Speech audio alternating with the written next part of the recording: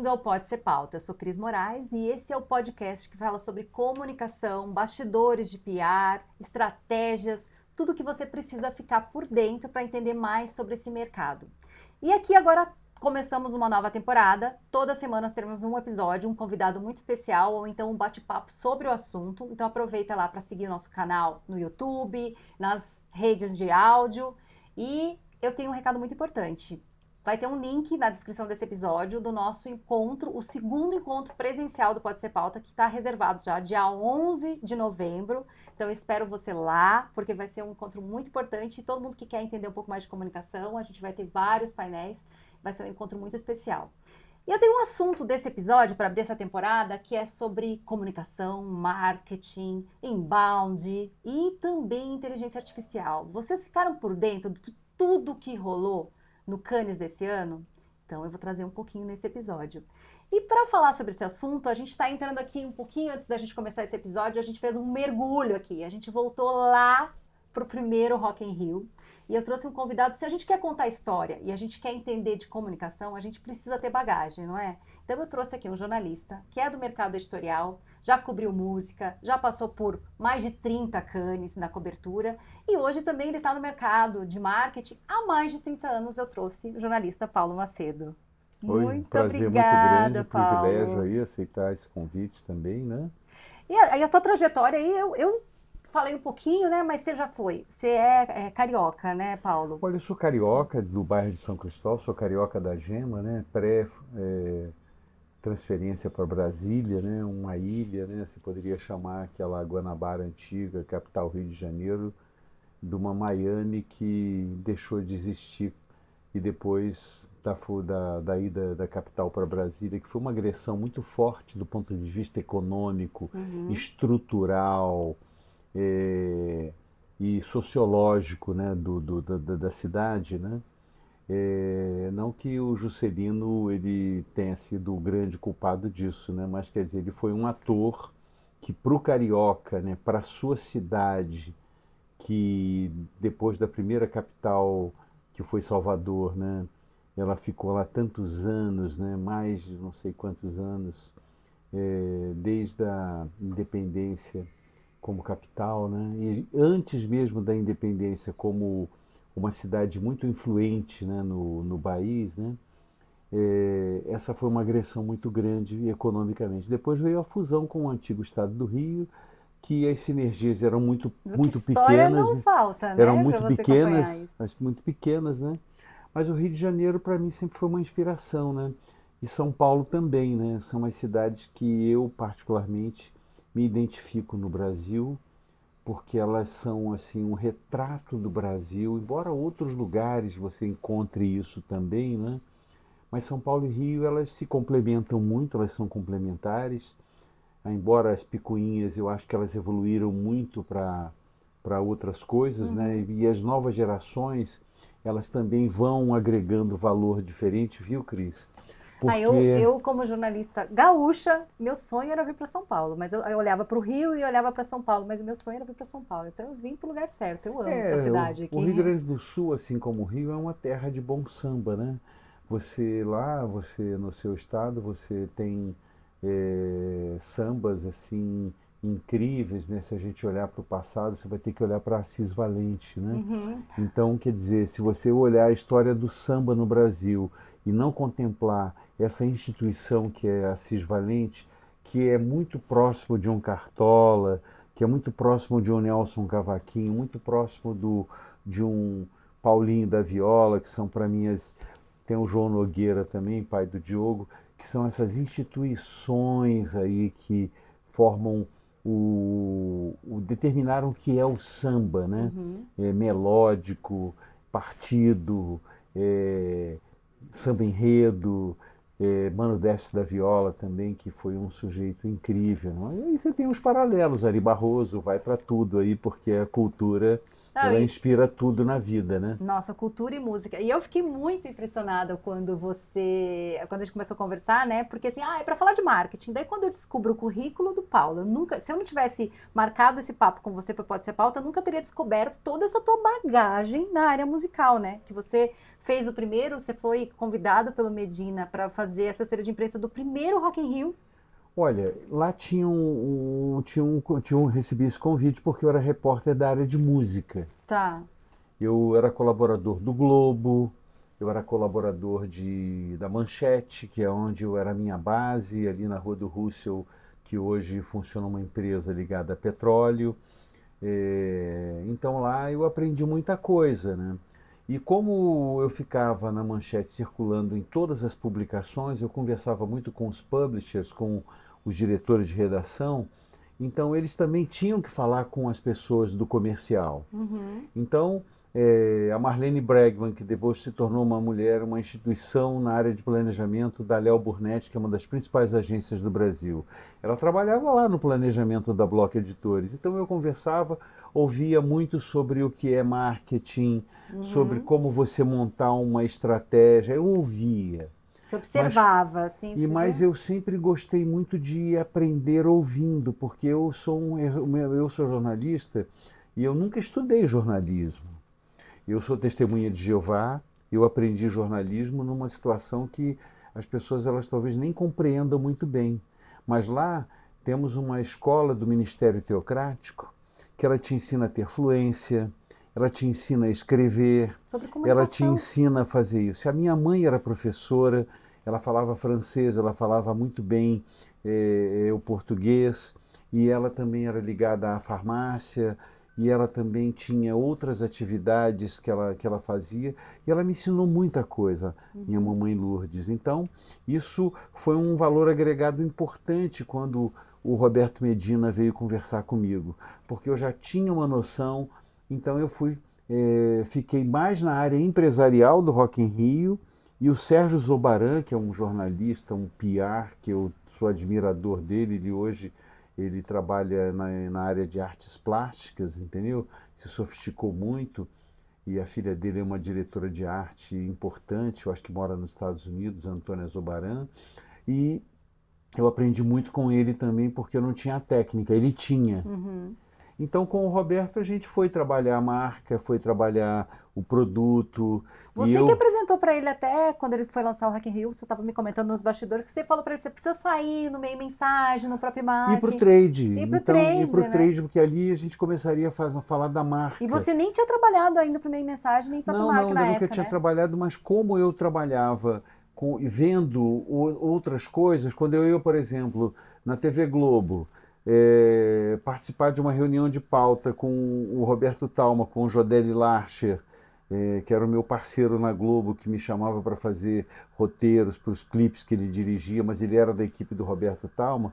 Eu nas antessalas via propaganda e marketing para cá, meio mensagem para lá, revista About para lá, e a própria Globo tinha uma revista muito sofisticada na área mercadológica, que era Mercado Global. Ai, nem conhecia essa. Era uma revista, não, eles também tiveram posteriormente um boletim semanal chamado BIP, o Boletim do Informe Publicitário, e era muito bem feito. Tinha um jornalista chamado Rafael Sampaio, que era dono da About, que para mim, dono de um texto muito refinado, ele já não é vivo, e ele foi o cara que comandou um pouco a Mercado Global, junto com as equipes institucionais da Globo, porque a Globo sempre teve lá o marketing, o comercial, mas também tinha as pessoas de planejamento estratégico que trabalhavam junto com essas pessoas, né? Talvez por isso ela tenha um produto de mídia tão mais consolidado, embora as outras marcas estejam aí muito bem também, mas eu acho que elas entenderam essa questão da marca um pouquinho depois, né? Porque você olha para uma marca como a TV Tupi, era maravilhosa, primórdio. Você nem sabe o que é TV Tupi, né? Vai pesquisar e dar um Google, foi né? A primeira televisão, assim, Chateaubriand, mas a preocupação dele era ter uma TV no ar. Sim, sim. A TV Globo, ela já chega com a Unilever bancando a produção de novelas, ela tinha uma produtora, né?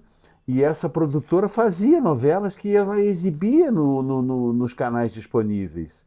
A Globo vem e começa a fazer suas novelas proprietárias, preocupada com marca, padrão Globo de qualidade, Branding desde aquela época, né? branding desde aquela época. Claro que o Walter Clark, a família Marinho, o Boni, essas pessoas tiveram, né, um papel e benchmarks que talvez o Assis do Chateaubriand não tivesse na época, né? Sim.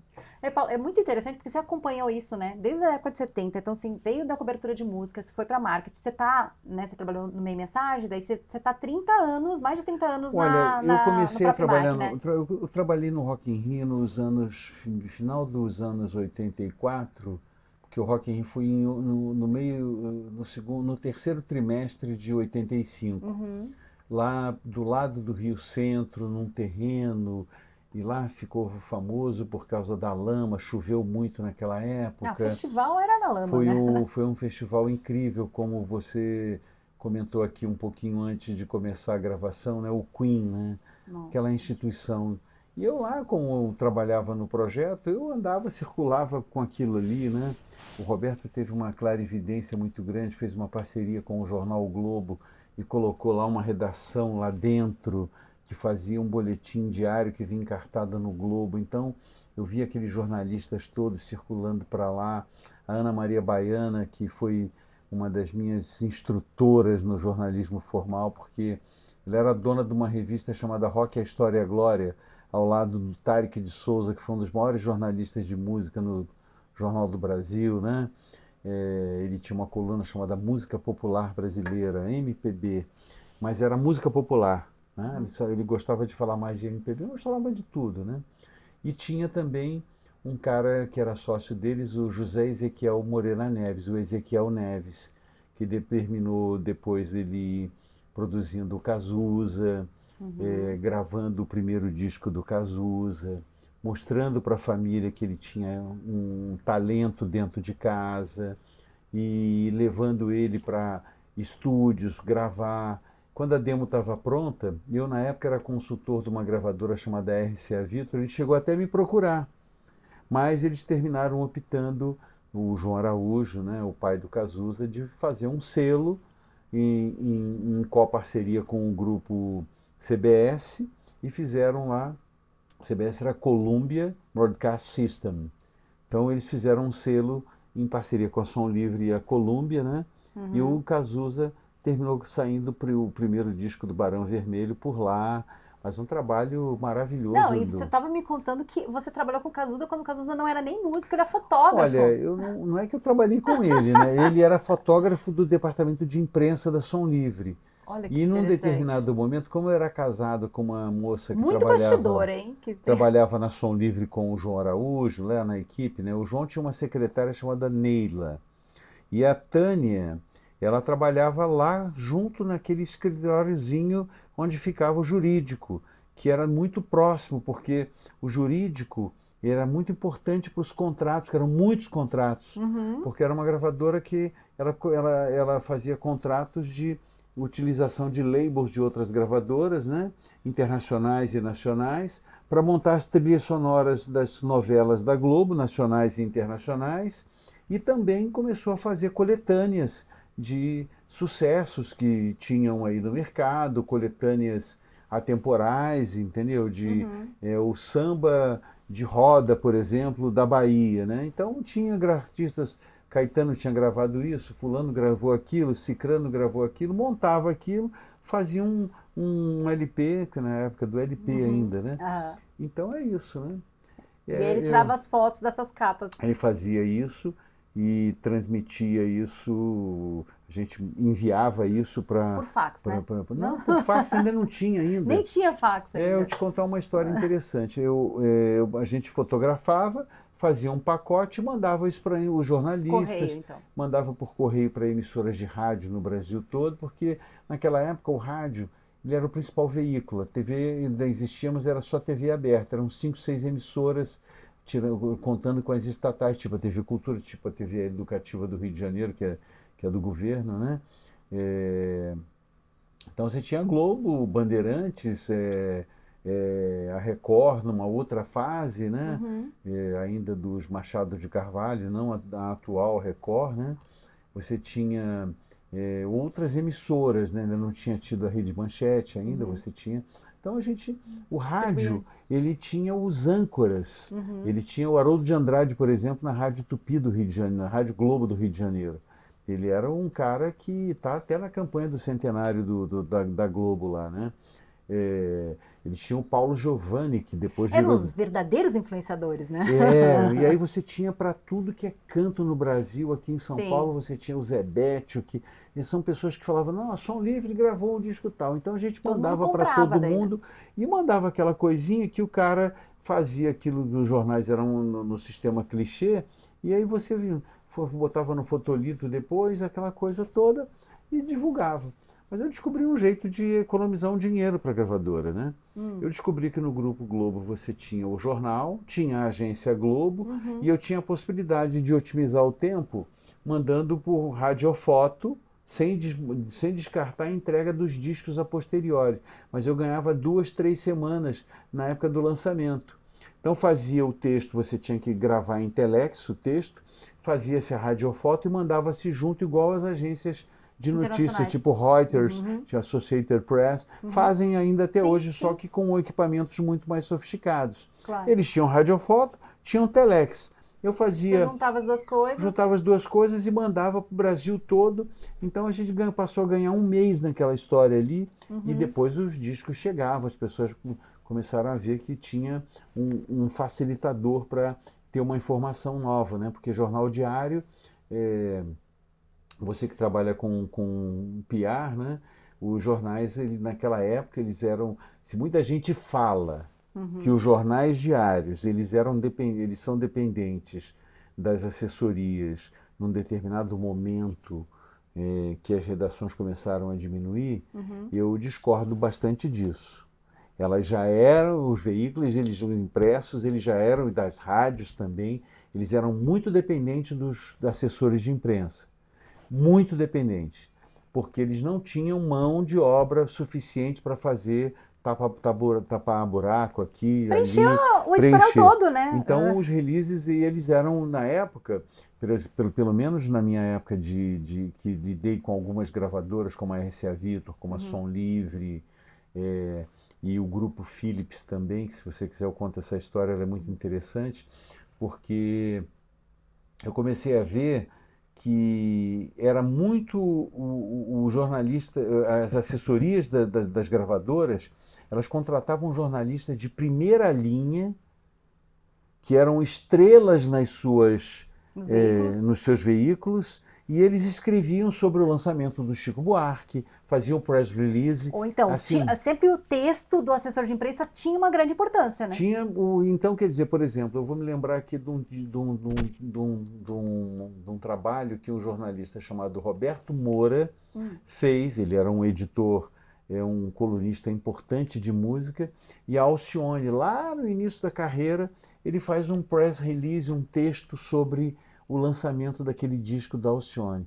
Então as pessoas recebiam isso lá no Amazonas, no Mato Grosso, no Goiás, Brasília, o texto do Roberto Moura, texto do Ezequiel Neves, texto do Cicrano, publicavam aquilo rindo, né? Era uma Lindo. outra métrica. Era uma outra métrica, mas sabe que isso me chamou uma atenção, você contando isso, quando você fez esse exemplo de depender e tal, porque tem umas discussões que o pessoal chega hoje e fala de uma maneira como se o problema fosse agora, redação, assessor de imprensa, estratégia de marketing, porque agora os veículos são diferentes, daí chega uma, não tô nem falando mal de geração nenhuma. Eu acho que todas as gerações elas têm que se interconectar e tem algum aprendizado para a gente ter. Mas poucas olham para trás e percebem que essa questão da história, você olha e você vê que não é reinventar a roda, né, Paulo? Acho que você pode ver isso porque você falou que já precisava sair nos veículos de marketing o festival, né, o Rock in Rio. E eu lembro que eu trabalhei no lançamento do primeiro Lollapalooza, na época que eu trabalhei na Joia Eventos, que era da Globo também, era o mesmo esquema, 25 anos, 30 anos depois, porque a gente precisava o quê? Primeiro sair dizendo que ia ter o Lollapalooza. Onde a gente saiu? No meio mensagem. Porque ali a gente ia começar a vender para os patrocinadores. Então, assim, Exato. o PR trabalhava com isso já na tua época, na minha época. Se agora precisar, vai ter que sair também no meio mensagem do próprio marketing, né? Então Olha, tem uma esses coisa... veículos de trade, não só na área de marketing, Uhum. mas vamos para o mercado rural, vamos para o mercado de TI, vamos para os O mercados. trade é muito O importante, né? trade ele é formador de opinião para a grande imprensa, Uhum. não é? E ele tem Eu que ter um quando valor, né? Tem eu, que ter um por valor, né? exemplo, eu fiz uma das primeiras matérias, talvez aqui no Brasil, de verdade, eu fiz uma capa em 22 sobre chat GPT. Uhum. Então eu conversei com um cara, mas nos veículos internos, que hoje são as mídias proprietárias, né, que as coisas. Lá num veículo de alguém que eu não lembro qual foi a marca, já estava falando de IA. Uhum. O chat GPT era muito embrionário, mas ele já era a pauta de uma feira de varejo chamada NRF Sim, NRF de em, ja- varejo lá em em Nova York, janeiro, né? em 22 de janeiro. Eu Então eu já lembro. saí em janeiro com uma capa, Uhum. ouvindo as pessoas que estavam indo para a NRF, Nossa, eu tive uma cliente que fez um artigo até que ela foi e mandou o material, e uns executivos, né? que já estavam brifadas pela organização sobre o Uhum. que ia acontecer lá e já tinha alguns insights, mesmo porque a OpenAI Uhum. já estava operando. Sim, já estava com gratuito, era só gratuito, né? Era muito embrionário, você não era como é hoje, né? Uhum. Mas eu falei disso, porque você falou de história, né? Muita gente acha que a minha história é bonita, né? Eu falo às vezes lá, a pessoa fala, vai escrever um livro. Eu falo, não, eu acho que não é para isso. Por que não? Porque eu acho que holofote para mim nunca deu certo. Eu gosto de falar. Mas não é holoforte. Não, não, eu Eu sou uma sei. pessoa que mais incentiva meus clientes a escrever um livro. Eu acho que Não, é um legado. mas vamos falar de inteligência artificial. O que é inteligência artificial sem história? Hum, nada, né? Ela otimiza tempo que o Google ele hoje já tem as suas inteligências Uhum. artificiais, tem lá o Gemini, Uhum. ela consegue fazer de uma maneira e com curadoria diferente de quando você recebia a pesquisa, tinham 100 referências, aí você Uhum. até Sim, sim. achar. É, primeiro Hoje quando não. o Google você ficava lá horas, né, E tentando hoje, pesquisar, você né? sabendo brifar direito qualquer inteligência artificial que você tem, você consegue muitas coisas ali Uhum. importantes, né? E se você souber, inclusive, talvez a fonte e orientar a inteligência É artificial, muito mais você vai ser resultado, né? muito mais resultado, Uhum. né? Então eu gosto às vezes de contar, mas é, sempre olhando para essa coisa que eu, no fundo, né? Alguns amigos meus lá no passado, né? Eles achavam que eu não deveria ter ficado no jornalismo, né? Eles achavam que eu deveria ter investido mais na área de marketing, ter sido um executivo De nessa área agência, de né? anunciante. Eles achavam eu mais com cara disso, de comercial, de Uhum. buscar negócios, entendeu? Eles achavam isso. Eu vou te citar um, Paulo Simões Filho, que apesar de ser um carioca, junto com outro carioca, Uhum. criou o hino do que é a música pantaneira, né? Uhum. Enquanto esse velho trem atravessa o Pantanal, o povo lá em casa me pede um postal. Muita gente acha que foi o Almir Sater que escreveu essa música, porque ele gravou e transformou ela num Uhum. sucesso.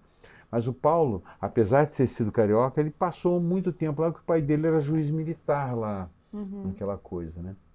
Então, a gente tinha muita ligação, porque ele era repórter especial da revista Manchete, ele trabalhava lá, ele casou com uma menina que depois trabalhava lá também, virou apresentadora de televisão, e a Sandra Menezes, uma menina incrível. E o Paulo Simões, eu perdi muito contato com ele, porque ele foi morar lá em Campo Grande por causa da vida dele, né? A música pantaneira, né? O chamamé, essas coisas todas aí, diferente, por exemplo, você vê no Lula Palusa que você falou, ou The Town agora, É, o meu era o ou lançamento foi o Foo Fighters, né? Na época, o grande vendedor do então, festival era esse. onde é a geografia desse cara para tocar música pantaneira, Uhum. chamamé? Ah, é Santa Cruz de la Sierra, é Uhum. Assunção, Uhum. são essas cidades latino-americanas da Colômbia, da Bolívia, então do Centro-Oeste, do Uhum. interior de São Paulo, de alguns interiores que gostam daquela moda de viola Uhum. e que essa coisa é difícil, viu? Tocar aquele tipo de, de, de violão que o Renato Andrade, lá no passado, ensinou o mercado aí a fazer uso disso, né? Mas é isso, olha, a música ela foi muito um vetor importante para mim, mas eu tinha o pezinho muito grande lá no No marketing, marketing. né? Uhum. E se você quiser ouvir mais uma história, eu conto para você. Conte-me, então, Eu era redator. nesses 30 anos que você está no próprio marketing, você fez 30 coberturas praticamente de Cannes também, né? Aí Então, isso eu comecei no Meio Mensagem em 1986, depois do Rock in Rio, né? tá. Eu tinha tido a Luísa em 82, né?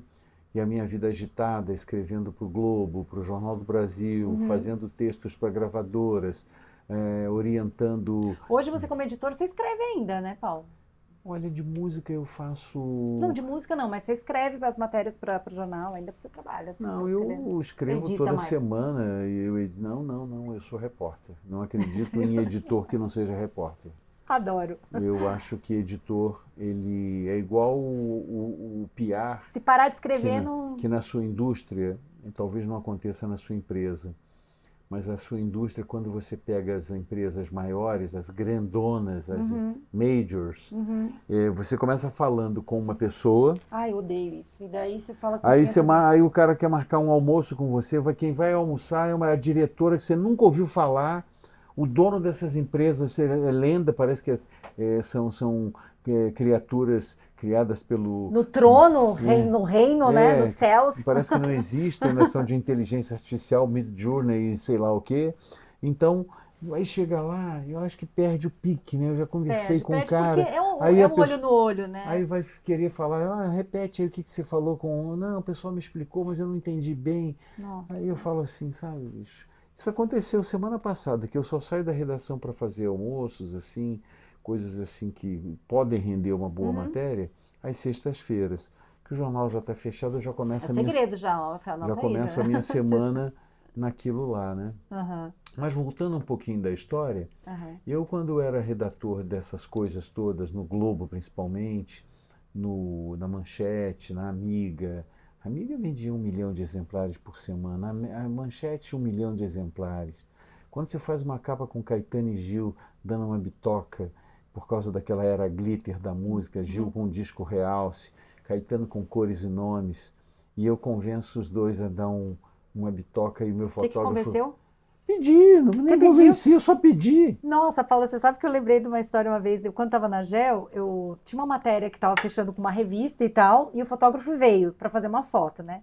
E o Léo, que era o presidente na época, ele tinha vindo a Som Livre, então ele só usava All-Star, calça jeans, camiseta e tal, mas nessa área eles queriam que fosse, né, dasse mais glamour, né? Mas ele só usava isso, era calça jeans, camiseta e tal. Aí chegou o fotógrafo e O tinha um. Leonardo Gunning, que você trabalhou, O Léo Gani. Daí ele é ele tá. pai, ele é irmão de uma grande assessora de imprensa que hoje Sim, está no grupo, A Paula, Paula você- Gunning, que a está no Paula, grupo sabe que eu, Publicis, né? quando eu comecei, eu saí da GEL, eu Ele montei. trabalhou na Som Livre, né? Quando eu saí da GEL, e daí a Paula e a Mirella, eu me juntei a Paula e a Mirella pra gente montar uma agência, mas no final a gente acabou se separando e eu segui com a minha agência sozinha, mas eu comecei com elas, você acredita? Olha o mundo Olha, pequeno, né? ela trabalhou muitos anos É, a lá Mirella na. faz frila até hoje pra lá, né, a Ela tem Mirella. uma coluna chamada Conexão Ásia lá hoje, uma Ah, é. página dupla, né?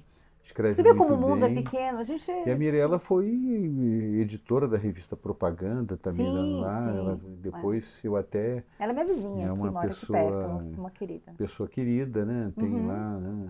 Um beijo pra você, Mirella. Um beijo para você, Mirella. E Paula, E mas eu tava te falando isso porque você falou de, pediu pra dar uma bitoca, daí chegou o fotógrafo e tinha um mezanino, assim, né? E eu falei, ai, cara, ele quer tirar uma foto diferente, né? Eu olhei e falei, ele vai. Aí ele falou, que onde é a foto e tal? Eu falei, ele vai subir na escada, eu vi que ele subiu a escada e vai pedir pra ele deitar como se ele estivesse pulando com a guitarra. Eu falei, Léo, você vai ter que deitar aqui. Ele falou, não, não vou. Eu falei, vai, deita agora. Aí ele deitou e saiu na capa da matéria, ele pulando, entendeu? Então, assim, aí assim, eu falei, eu sou assessora de imprensa, daí o pessoal tem medo. Ai, vou dizer pra ele que tem que botar a camisa pra dentro, que tem que fazer. Chegou ali, arruma uma camisa, pula aí, faz, grita, sapateia, porque eu estou cuidando da sua comunicação. Eu sei o que é bom pra você. Então, confia, né? Eu falo isso que é, tem que confiar, né? Então foi Um engraçado você abraço falar para isso, você, né? Leonardo Gani, um cara O incrível, viu? Léo foi meu CEO lá na É GEL, um aprendi cara muito lá. também. Depois ele foi para Som Livre, né? Quando o João ele Ele começou foi a... na Som Livre e ele saiu, a Globo pediu para ele ir para a GEL, porque na época estavam, né? A GEL foi um projeto que É, não deu certo, eu infelizmente, tive o né? privilégio de dar essa notícia em primeira mão no próprio mar, que é a criação da Geo Eventos, né? Porque a minha relação com a Globo sempre foi muito forte, né? Muita gente me Uhum, chama uhum. até de globeiro, mas eu veja bem, olha, do mercado do negócio da propaganda no Brasil, que hoje você vai pegar do ponto de vista bruto, dá uns 60, 70 bilhões, a Globo tira bruto disso aí mais de 15 com publicidade, 15 bi. Quando você vai olhar a fatia da distribuição para as outras emissoras, ela fica talvez com mais de 50, É, e o 60% pessoal acha que não, aproximadamente. ai, não existe mais E é a Globo, que né? mais investe nas coisas. Você vai falar de TV conectada agora, ela já tem a primeira estação de TV 3.0 lá no Rio de Janeiro, um troço caro. Nenhuma outra tem ainda, né? Então lá, eu hoje falo muito via as assessoras, né? Porque Sim, sim, falar com a sim. Manza, falar com o Paulo Marinho, falar com essas coisas, Uhum. você tem que falar com a Maia, tem que falar com as assessoras que estão lá a serviço, porque essas pessoas têm uma agenda muito grande, né? Tem muita demanda, entendeu? E hoje você tem os compromissos é, com, com, com o que você vai dizer, isso pode talvez atrapalhar um negócio, um business, né? Uhum. Eu às vezes prefiro até que essa pessoa faça o filtro antes do que depois ficar me pedindo, olha, o cara falou um negócio e eu acho que já aí já Ah, furou. não. Eu acho que é melhor ser mais honesto contigo, dizer assim, olha, esse assunto, Então né? tem coisas que, entendeu? Então assim, por exemplo, na época não, o Otávio Floresbal, o próprio Boni, que eu tinha Uhum. tive o privilégio, né, de ter ele como interlocutor. Então não sei eu também não vou revelar a fonte, mas falar, Globo vai fazer um negócio de eventos. E até Aham. hoje eles são muito ligados nisso, Sim, né? sim, sim. Porque eles E na época precisam. foi junto com a RBS, porque a RBS queria lançar a empresa, então teve toda uma coisa tipo a Globo, não, eu vou entrar junto, É, não vou deixar a RBS ir, sabe? Porque era afiliada, afiliada, né? né? E a RBS tem uma experiência que elas fazem Sim, aqueles Festival Atlântida, sim, o né? Atlântida é Eles muito forte, estão, muito eles tempo, já né? têm uma experiência de eventos muito, Uhum. muito local lá, mesmo porque Mas é, para mim foi assim, um grande aprendizado. Imagina que assim, eu tinha saído do mercado financeiro, fazia Expo Money, que era um evento que percorria várias capitais.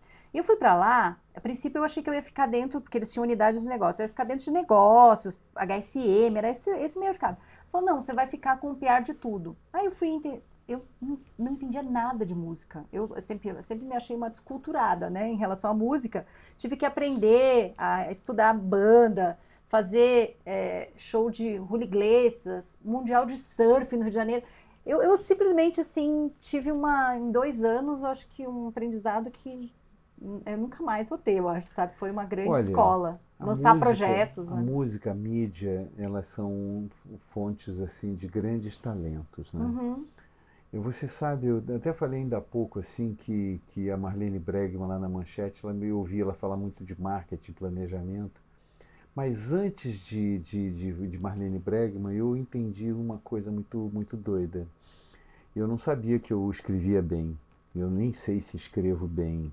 Eu conheço os meus defeitos, os olha aí, o meus síndrome clichês. do impostor aí, Eu hein? conheço os meus defeitos, os meus clichês e me esforço para fazer bons leads, porque depois do lead ali, ficar as coisas, eu acho que não é só eu, do Garibaldi Otávio, que foi um jornalista da Gazeta que eu amava e que para mim um texto refinadíssimo, Ana Maria Baiana, o Ezequiel Neves, o Tarek de Souza, Roberto Moura, vários jornalistas que eu tive o privilégio de estar ali, e especialmente a Ana Maria Baiana, né, que era uma jornalista com um texto refinadíssimo, tanto que virou correspondente da Globo em Hollywood, Uhum. migrou para cobrir cinema, e, mas eu a conheço há muitos anos, né, e sou admirador dela, exerceu uma influência muito grande.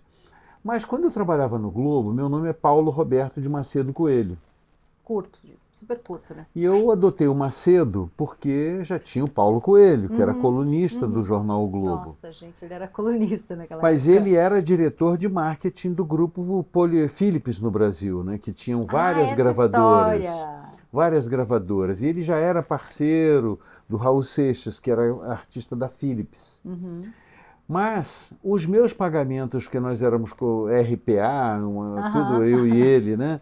Os meus pagamentos estavam indo para ele. E um dia Ah, o não acredito. financeiro do Globo, ele falou lá, e eu estava tão empolgado que eu não estava nem pensando em dinheiro, porque eu já tinha os meus outros corres por aí, dava meus pulos por ali. Eu Você tava tinha, mais com o glamour mesmo, tava, tá? tava lá no Globo escrevendo, às vezes matéria de capa, às vezes produzindo uma nota para a coluna Nelson Mota, Ah, às vezes tal. E aí uma diretora de comunicação que fazia o PR do grupo Philips, né, que na época ele tinha a marca Polydor como âncora de todas as marcas e labels que eles representavam. Deutsche Grammophon, por exemplo, Island Records, que era a gravadora do Bob Marley, Reggae Music. Quando você tinha outros selos internacionais, Mercury, isso, né? E o Paulo Coelho era o superior a ela, né? Mas ela me convidou para ser redator lá. E um dia eu cheguei, ele me mandou um recado lá pelo a secretária que trabalhava com o diretor de redação do segundo caderno do Globo. Falou: o Paulo precisava que você vá nesse endereço aqui, Avenida Rio Branco 311, no quarto andar. É uma gravadora. E ele está com dinheiro lá. Naquela época, ele nem me fez cheque, ele me deu em dinheiro. Aí ah, ele me explicou. Eu falei: eu venho muito aqui. A Ana Lúcia Novaes, que era essa PR, né? Infelizmente ela faleceu muito precocemente, mas ela era mulher de um colunista no Rio, Morado, escrevia muito bem, o Carlos Eduardo Novaes, né? E ele era colunista do Jornal do Brasil, e a Ana gostava do meu texto, não sei, a mulher do Carlos Eduardo Novaes, gostar do meu texto, essa mulher ou viajou na maionese ou tenho alguma qualidade, né? aham, Aí o Paulo falou: não, eu nem sabia que era você, eu de vez em quando vejo aí você fazendo ali, né? aham, Você que reescreve algumas CIs aqui que esse pessoal do comercial fala muito palavrão, né? aham. E você bota a ordem na casa, não, olha, teu dinheiro está aqui. E fiquei amigo do Paulo, né? Ele ainda não era escritor, Uhum. ele era só, gostava de escrever, era parceiro do Raul e era executivo de alto nível lá no Me grupo. diga que você fez uma entrevista com ele do primeiro Cara, livro. nunca fiz nada Você com nunca ele, fez nunca nada fiz. com ele, Ele Paulo. morava, ele morava na rua Constante Ramos, quando eu fui trabalhar no Meio Mensagem, ele morava na rua Constante Ramos, num prédio chique para burro, antigo, é, é, que o Meio Mensagem ficava do lado ali. Que Então hoje, a se a gente, gente falar que leu Paulo Coelho, né, fica feio. Mas na época de faculdade eu li muito Paulo Coelho, eu gente. conversei muito com ele. Brida, nossa, me Conversei lembro de Diário muito de um com Mago, ele, né? né? Conversei muito com ele a vida inteira, né? Mas eu nunca não sabe, nunca. Você não gostava dos Não textos é dele, isso, do não, livro? não. Eu escrevia sobre propaganda, sobre marketing, sobre Não era editorial, mercadologia. né? Eu até pensei em conversar com ele algumas coisas, mas ele era tão famoso e tinha uma expressão na época, essa coisa de tietagem, né? Então Uhum, a gente tinha uma relação bem próxima, assim, tomava um cafezinho ali na Constante Ramos, uhum. batia um papinho assim, sem. Mas eu nunca quis foi Você, tietar, né? entende? Você sempre passou. Eu também tinha vergonha de tirar. Quando teve música, essa coisa de trabalhar, eu tinha vergonha. E eu tinha um chefe meu que não deixava a gente tirar foto, sabe? Com os famosos, com as bandas e tal.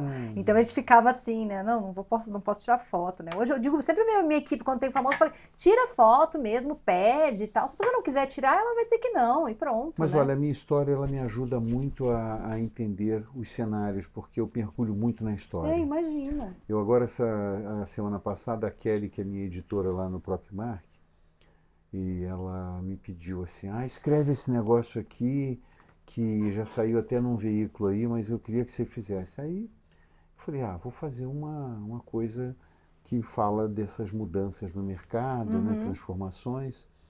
E aí fui mergulhar na história, e um pouco da minha memória, né? Eu, como nunca fumei maconha, então minha memória não afetou, eu não esqueço de muita coisa, entendeu? Muita gente diz que a Não teve memória. também o Covid no meio aí? Eu tive até 4 ou 5 Covids, mas eu nunca liguei muito para isso, não, entendeu? Entendi. Eu morava bem próximo do jornal, então eu era o único que ia. Todo mundo Uhum. em home office, eu ia lá. Ficava lá, entendeu? Mas Daí você reescreveu a então, matéria que a Kelly não, pediu. eu fiz um texto autoral para cá, Uhum, uma página tripla, uhum, contando um pouco das coisas que estão acontecendo no mundo, mas trazendo para trás, né? uhum, Por exemplo, a agência Macan Erickson, ela tem uma importância enorme no mercado brasileiro. Ela uhum. foi fundada no Brasil em 1935 e em 1930 ela começou nos Estados Unidos. Então elas tinham contas, né? A Exxon, era a principal conta deles. Eles já tinham inventado o Repórter Esso, já tinha. Só o prêmio, né? Aí depois não, o prêmio já veio já na fase da Macan, que eles Tá, criaram o tá. Prêmio Esso de Eu acho Jornalismo que já, falta. Você, assim, que acompanhou que é isso. uma atividade de PR. Pois é uma atividade PR. Eu lembro que a gente pensou nisso uma vez quando eu estava na Expo Humana, a gente pensou em fazer um prêmio. E hoje as empresas não fazem mais prêmio de jornalismo, né? Eu acho uma. Tão pouco. E vamos Porque entrar em não, prêmio, Paulo? Vamos falar de prêmio. porque não é espontâneo. Não é, né? O Prêmio Esso ele era espontâneo, mesmo tendo uma marca. Hoje as pessoas querem usar esse benchmark, mas com fundos terceirizados, que englobam muitos interesses da própria marca. Essa não tinha esse Não interesse. tinha, né? Ela tinha uma curadoria muito bem feita, respeitava isso, e quem era eleito não tinha lobby, não tinha jabá, vamos dizer assim. Que é o que o Guia Michelin tem até hoje também, né? Guia Michelin é É outro que outro você case que eu acho sensacional. é um produto que tem uma marca e que você vai fazer isso porque tem credibilidade, entendeu? O calendário Pirelli Uhum. tem credibilidade, entendeu? Ah, não, mas ele sempre teve a veia artística dele e a veia das borracharias. Tinha o negócio Sim, deles lá, mas vai ver quem eram os fotógrafos. sim, sensacional. Vai lá ver se não tinha um Richard Avedon. É. Vai ver se não O tinha. Duran, né? O Era Duran, ele, não sei se ele chegou a fazer, mas eu estou falando dos globais, Sim, porque esse sim. é um projeto que nasce lá na matriz, né? Uhum. O Duran tem toda a qualidade, pelo amor de Deus, Duran, você é o cara, meu. Seu cara. Eu Nem sei onde sempre, ele anda, nunca mais ouvi para mim, falar. fotógrafo é fundamental porque hoje trabalho muito com a Lê Oliveira lá no jornal. Mas Uhum, a Manchete era uma revista de fotógrafos. uhum, Então lá tinha o Frederico Mendes da Costa Guajará, que para mim é o maior fotógrafo com os quais eu trabalhei, fez essa capa de Gil e Caetano, né, uhum, lá no Jardim uhum. Botânico, na rua da TV Ah, é tão Globo, eles lindo moravam. aquele lugar. Caetano que morava lá, o Gil morava em outro lugar. E a gente fez a matéria na casa do Caetano. E foi a única coisa que eu fiz foto, porque na época não tinha Não negócio era de muito. selfie, né? Não Uhum, tinha essa sim, sim. cultura, né? Tá lá você tem essa foto. Então, o Gilberto Giló deu uma entrevista incrível, falando sempre como sempre, né? Ele sempre me deu boas entrevistas, mesmo quando eu já estava fora da música, né? Quando ele foi ministro da Cultura, Uhum. ele me deu. Porque o Gil, ele também foi uma pessoa importante para mim na história da música popular, mas também foi importante no marketing. Veja bem, o Gil, na época da Tropicália, Uhum. ele veio da Bahia para estudar na USP. Uhum. Ele estudou economia. É, não tem nada a ver, né? E a disciplina que ele mais curtiu no curso de economia foi mercadologia. Que legal. Agora me veja bem, se a filha dele, a Preta, não aprendeu muito com ele Muito. sobre. Porque ela se tornou uma empresária muito grande, ela era dona Uhum. da Mind. Sim, e as pessoas ficam, Primeira, da onde ela tinha tanto dinheiro? Ué, ela foi empresária. talvez ela tivesse mais dinheiro do que o pai, hein? Eu acho. Não, ela tinha, né? Revelaram os números agora dela, Eu não né? sei, porque a Mind hoje é uma empresa que fatura 600 milhões por ano. Ela junto com o Carlos e com a Fátima Pissarra, mas Uhum. ela que tem o insight. Sim. E ela sempre trabalhou nessa área. Quando ela perde o irmão dela, ela vem trabalhar em produção de cinema. Uhum. Ela foi dona de uma produtora que É que o fez. pessoal fica achando que ela era só música, mas ela fez Não, muito, ela só né? veio fazer o primeiro disco dela, eu não sei o nome, mas é um disco que foi quando ela já tinha 28 anos.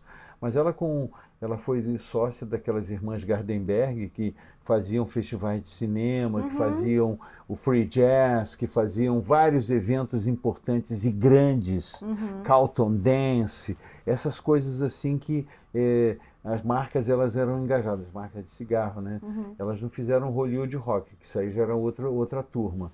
Mas tinha as marcas associadas Uhum. Aos festivais, aos né? festivais, Uhum. né? Então é isso, né? Mas agora entrando um pouco no assunto, a gente falou um pouquinho de inteligência artificial, você comentou, mas eu queria falar um pouquinho sobre 30 anos que você cobriu Cannes. Esse ano você não foi, né? Mas você acompanhou todo o rebuliço desse ano, né? Porque eu acho que assim, a gente brinca, eu como PR, eu trabalhei já meio com agência de propaganda, não tenho clientes, mas assim, a gente sabe que tem toda uma estratégia, às vezes, de criatividade e tal, mas que precisa do braço de PR. No entanto que tem algumas agências que montaram isso, né? O PR interno e tal da agência, porque precisa também que essa grande campanha, essa criatividade toda saia nos veículos de imprensa. E a gente Uhum. teve um BO grande esse ano sobre isso. Como que você enxerga tudo isso que aconteceu com a DM9, em relação ao Olha, case? eu tive o privilégio todo ano eu entrevisto os organizadores do festival. Uhum, Eu entendo que as estrelas do festival são os premiados, né? uhum.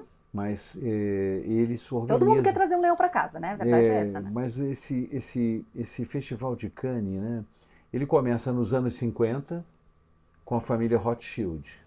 Uhum, Qual era o problema da família Rothschild naquela época? Eles eram os maiores exibidores de cinema. Os cinemas de rua existiam, uhum, né? As pessoas iam ao cinema. Não uhum, tinha o Netflix, não tinha a Amazon Prime. Então uhum, você não assistia em casa, você ia ao cinema. E aí eles faziam um festival para dar, porque os cinemas, além da bilheteria e da pipoca, eles ganhavam muito dinheiro com a publicidade. uhum, Então eles criam um evento para dar suporte financeiro aos exibidores para criar uma associação, a SAWA e essa organização lá. Família Rothschild posteriormente sai do negócio, vem para outras famílias. A SAWA, o seu Hatwell, ele faz ali. Posteriormente eles vendem para o grupo que hoje é o Informa em inglês, o proprietário, que faz o Cannes. O Cannes Lion, ele é um evento que ele é um evento de negócios, de bastidores, das coisas que acontecem lá. E ele é um prêmio. Você tem palestras? Tem, mas isso. Quer assistir palestra? Vai para o SXSW. uhum, Quer assistir palestra sobre varejo? Vai para a NRF. uhum. Quer assistir palestra? Vai para outros eventos. Quer fazer relacionamento. Lá você vai fazer muito relacionamento, muito networking. Você vai fechar negócios. As grandes empresas globais, elas costumam se reunir em Cannes para fazer suas convenções, porque já está próximo, junho, já está próximo do ano fiscal terminar. Então elas estão ali, né? Coca-Cola, as grandes empresas globais, elas vão ali, Uhum, a Procter, enfim, todo mundo vai para lá para ver seus trabalhos serem premiados no mundo todo, né? Mas esse ano teve um BO com inteligência artificial. O festival já tinha me dado uma entrevista o Philip Thomas, que é o CEO e chairman do festival, alertando em 2023, não, 2023, ele fala que as inscrições todas que uhum. tivessem inteligência artificial deveriam citar Que o que usaram. estava ali, né? Uhum, Infelizmente a DM9, que é uma agência brasileira, né? Criada na Bahia pelo Luda Mendonça, e que naquela época, na Bahia, ele chegou a ganhar um leão em Cannes. Depois a marca vem para o Nizam Guananzi, ela foi 3 vezes agência do ano no festival. uhum, Ela se reergue, porque a DM9, o Nizam fecha ela com os seus sócios, ele vai uhum. para outras atividades, monta a África, que teve muito sucesso Sim. também. E ali ficaram outros gestores, mas a DM9 um dia fecha. E ela virou outros negócios dentro do grupo Unicom para o qual o Nizam vendeu, Uhum, e depois ele se afastou da gestão de todas as agências do grupo Unicom. Hoje ele é dono da N10, faz consultorias maravilhosas aí no mercado. uhum. Mas a DM9 ela vem para substituir uma marca que estava no grupo do Unicom, que não deu muito certo, né? Com os atuais gestores lá, né? Mas faz esse projeto para Consul, Uhum. que tinha Que não lá. saiu na imprensa, né? Olha, veja bem, olha, é muito difícil você chamar uma campanha de fantasma, mesmo porque se você hoje, todos os, Algum lugar todos, sai. todos os anunciantes eles têm seus veículos proprietários, seja no YouTube, Uhum. seja um Sim, sim, podcast, sim. seja essa credibilidade ela não, eu acredito que ela foi questionada por algumas pessoas aqui no Brasil, mas elas não têm o conhecimento do que é publicidade fantasma, como foi já em outra época, que o cara inventava também um veículo, mas ele botava lá num jornal É não tipo o que não sei, existe do bairro lá, do não sei o quê, né? Do interior, né? é um jornal que tem 50 exemplares ali para fazer um forfé ali, e não custou nada, o cara publicou de graça, era tudo assim. Não, hoje É muito não mais é isso, não transparente, é né? isso que vai fazer. O que faz ali é mentira.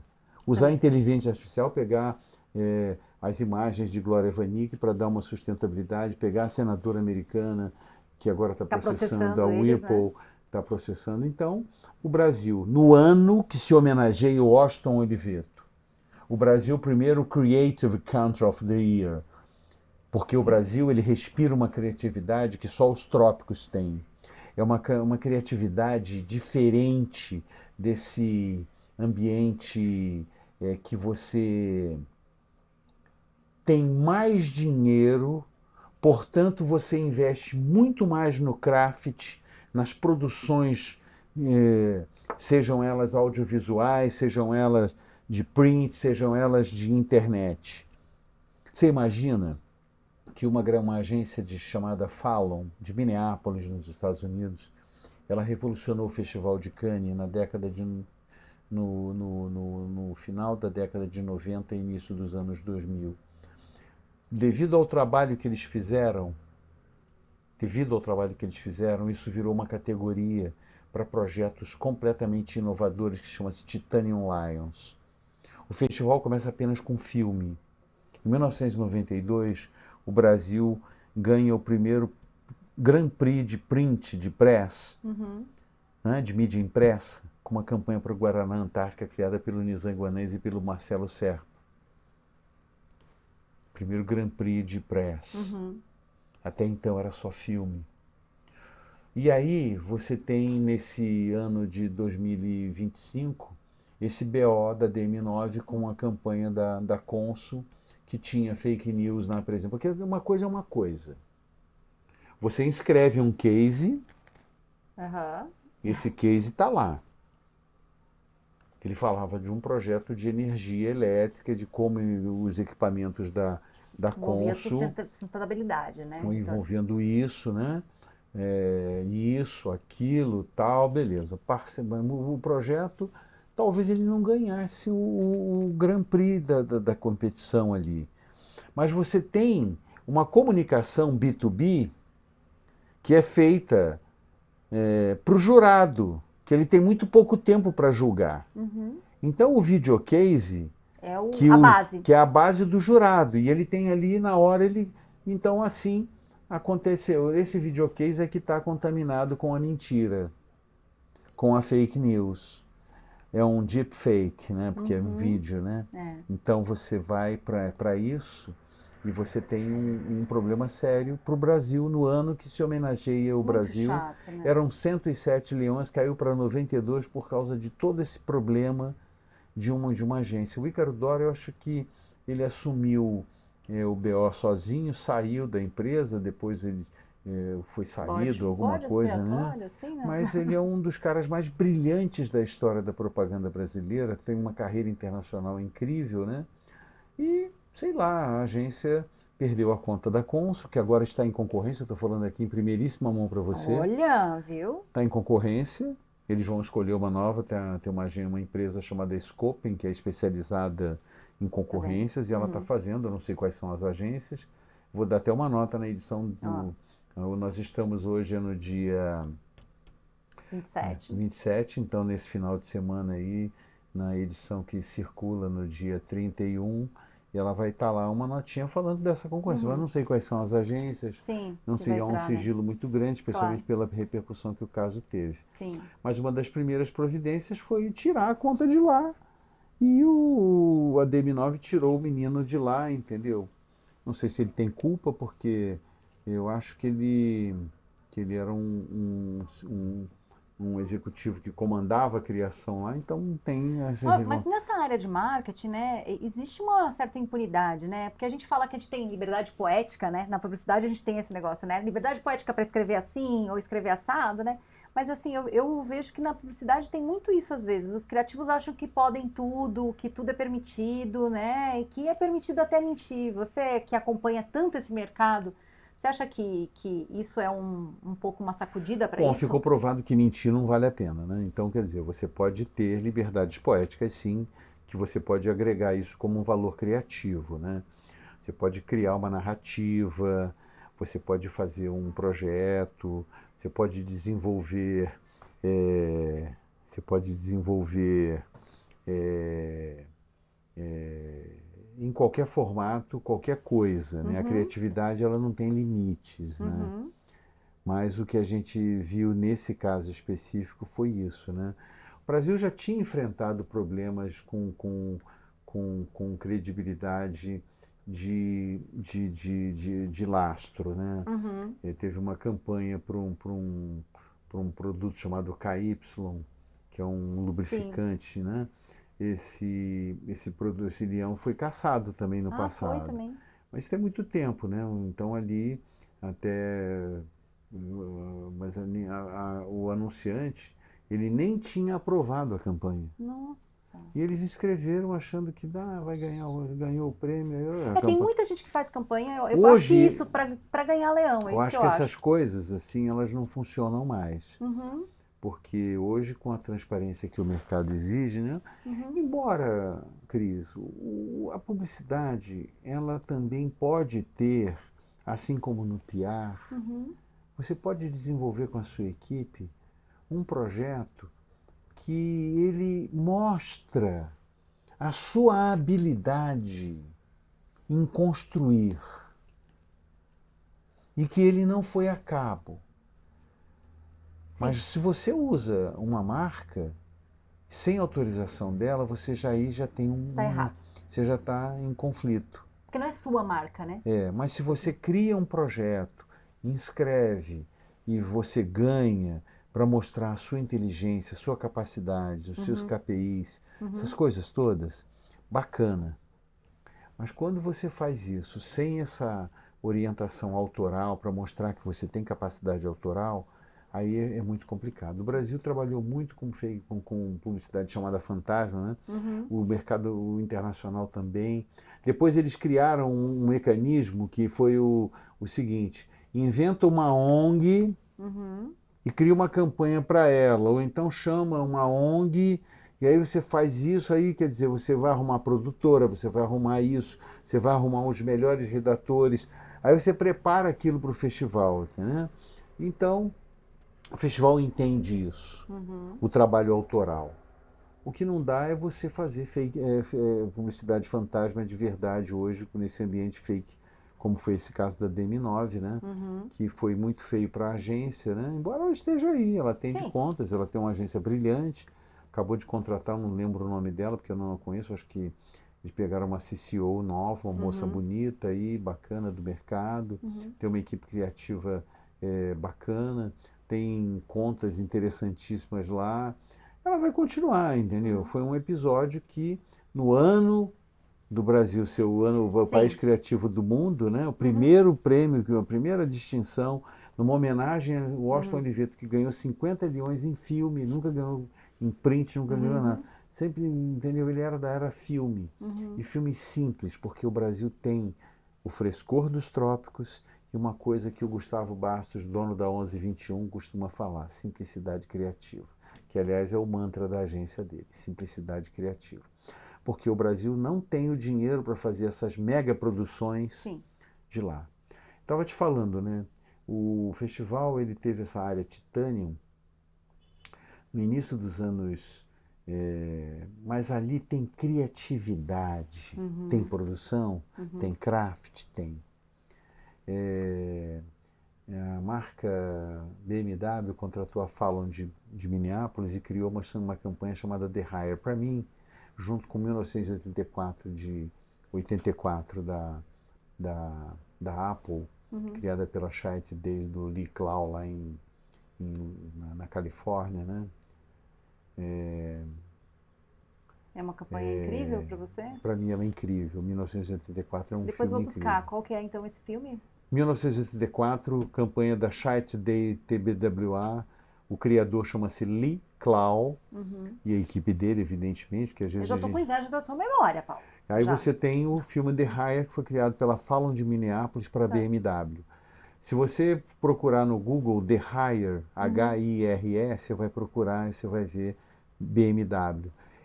São filmes para a era da internet, que para você baixar um documento era Uhum. uma dificuldade. Eles criaram com uma sofisticação enorme filmes de quase 10 minutos de duração. Um deles era com Clive Owen e Madonna, dirigido pelo Guy Ritchie, que era marido da Madonna na época. Nossa. A Madonna, ela andando num BMW, ela chega na hora do show, né? Mas o Clive Owen dirige de uma maneira incrível. É para mostrar os features do carro, que ele corre, que ele anda, que ele tem segurança, que não sei o quê. A Madonna chega lá. Tem outros filmes dirigidos por outros diretores, são 7 ou 8 filmes longos, Uhum. documentários, né? Um que mostra a guerra na América do Sul ali, e um fotógrafo, ele tá lá de jornal bacana, e ele usa um BMW, não ele dirigindo, mas alguém vai dirigir para levar o filme que ele fotografou de algo que vai ser histórico para mostrar a crueldade daquela guerra. E o cara chega lá no jornal, não sei qual era o A jornal, tempo. a tempo para Ah, que fazer, legal. e tá lá, o filme é revelado e tal. Então, uma campanha de BMW só com cineastas de altíssimo nível, Uhum. um deles o Guy Ritchie, né? Uhum. Na época era marido da Madonna, que para mim é o filme que lançou a série, e um filme que ele dá assim, ele tem um tom mais mercadológico, né? Uhum. Né? Porque a Madonna na época era a estrela da música mundial, né? Ela raramente fazia publicidade, e de repente Pareceu. ela faz aquele documentário numa época que para você baixar um documento era muito complicado, um Uhum. filme de 9 minutos. Nossa. E não tem uma repercussão Isso grande, foi, né? isso foi no início dos anos 2000. Você tem 25 anos. Muita coisa, né? O Festival de Cannes para mim é um festival de prêmio, um festival de ideia, um festival que ele contempla a criatividade mercadológica, usando-se e fazendo isso de maneira muito bem feita, porque a publicidade não é uma arte, como dizia o Washington Oliveto, né? Ela se apropria das artes que já estão aí, as artes plásticas, o cinema, é, Ela traduz de uma forma, a né? literatura. Ela vem então, quer dizer, você vai ver um filme desse para BMW, incrível. Então ela usa os recursos da arte ali. Claro, tem muita gente que está ali que são artistas mesmo, né? Uhum. Mas os fotógrafos, né? Você vê, teve uma agência brasileira do Fábio Fernandes, o Não Existe Mais Hoje, a F-Nasca Sat Sat, que ganhou o primeiro Grand Prix de filme para o Brasil numa homenagem à Laika, que Uhum. consagrou Ó, o e a câmera. Cartier-Bresson, né, como fotógrafo, né? Uhum. Então ele faz um retrospecto dos 100 anos numa linguagem artística incrível, é, apenas com fotos, né? Uhum. O dinheiro ali não foi o preponderante, foi a simplicidade criativa do Certo. Brasil. Que legal. Diferente lá da Madonna, da Sim, que coisa que claro que além da envolveu muitas cifras, né? a ideia maravilhosa, a Sim, execução maravilhosa, o craft maravilhoso, mas também tinha você investimento alto, né? botar a Madonna num casting, botar o Guy Ritchie num casting, Claro. botar o Clive Owen, que É outro é patamar, né? outro patamar, né? Paulo, olha, eu adorei você ter Outro vindo aqui, patamar não, eu hein? chamo de another level. Another level. Bem, Fina bem demais. carioca mesmo, Fina. sotaque bem carioca, another level. Muito bom. Paulo, eu adorei que você topou vir aqui. Eu adorei essas histórias. Eu acho que é muito importante a gente resgatar um pouco disso, Olha, sabe? obrigado por você ter me ouvido aqui, né? A história ela é rica, né? Eu, como disse a você, não sou protagonista, eu conto vivo do que eu ouvi. Para mim foi a grande universidade, foi essa, ouvir e Uhum. poder fazer ou filtros, né? Ouvir um Roberto Dualib, ter o privilégio de ouvir um Austin Oliveto, de ouvir um Philip Thomas do Festival de Cannes, ter ouvido muito o Nizam, ouvido vários interlocutores, né? Uhum. Luiz Macedo, que foi dono da MPM, a maior agência brasileira, ouvir o Roberto Medina, que é sempre uma inspiração, entende? Um cara que vai, hoje ele é o maior grupo de comunicação brasileiro, a primeira agência que teve um evento proprietário, o Rock in Rio, a primeira agência que fazia nos anos 60 filmes de 3, 4 minutos para o mercado imobiliário, para o Sérgio Dourado no Rio de Janeiro. O pai dele fazia decoração do carnaval no Rio de Janeiro com a Antártica. Hoje isso é fácil para todo mundo. Agora pensa em fazer isso pela primeira vez. Com Hoje certeza. os desfiles estão lá cheios de marcas, isso, mas se não é a família da Arteplan, Roberto, o pai dele, o seu Abraham Medina, o irmão dele, o Rubem Medina, que também abriu as portas de Brasília, porque ele era político. Mas ele era um cara que admirava o pai, admirava o irmão, e ele abria as portas de Brasília para o negócio da propaganda, não Eu só para a acho Arteplan. que você tem que escrever esse livro, Não, hein? Eu não, vou não, dar aqui em não. primeira mão do Pode Ser Pauta. Tem que escrever um livro, hein, Paulo? Botar Quem todas essas sabe, memórias aí, quem hein? sabe, mas eu precisava ter um fio condutor. Não, não é meu projeto. Aham. Meu projeto é outro. Ah, entendi. Meu projeto é outro. Meu projeto é outra situação. Porque chega uma hora que eu aprendi muito isso com os jogadores de futebol. Chega uma hora, você pode ser o maior, né, mas tem hora que você para, né? E eu vejo eles indo para outras atividades, né? Eu vou continuar como consultor do mercado com a minha memória, Olha, isso aí, fazendo gente, ó, já é a preciosidade, né? Eu acho isso. que é O isso, né? livro nunca me chamou atenção, mesmo porque hoje não é a minha pretensão, nunca foi. Eu vou continuar, se um dia eu sair do jornal, que é uma coisa que eu não tenho projeto ainda, eu não tenho essa coisa clara, né? Mas eu vou continuar fazendo umas consultorias aqui e ali, entendeu? Para ver se dá certo. Que legal, que legal. Bom, então obrigada, Paulo. Obrigada a você por acompanhar. Espero que você tenha aí curtido muito as histórias que o Paulo compartilhou. Eu acho que é muito importante para quem trabalha com comunicação entender um pouco essa história, esses processos, esses nomes, porque a gente constrói relacionamento o tempo todo. E para mim foi um grande prazer receber o Paulo aqui, pessoalmente, conversar. Tantas histórias maravilhosas. Espero que você tenha gostado. Encaminha para quem você acha que também vai gostar de ouvir isso. E até o próximo episódio do Pode Ser Pauta.